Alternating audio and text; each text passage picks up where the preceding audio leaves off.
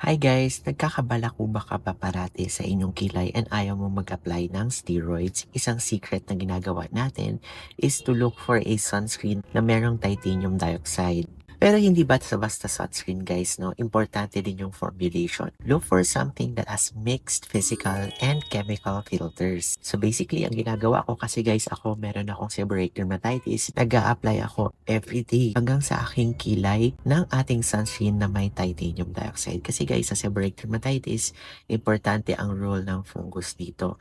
And yung titanium dioxide guys ay merong antimicrobial effects and anti-inflammatory effects. And microbes such as your fungus and also inflammation plays a very big role in your seborrheic dermatitis or your balakubak sa face and sa kilay. So yun, if ayaw mong parating nagsisteroids, then you can try this technique. So yun, iwasan nyo yung mga sunscreen na masyadong oily or mabibigat kasi guys, syempre yung mga fungus natin, kinakain nila yung mga oils.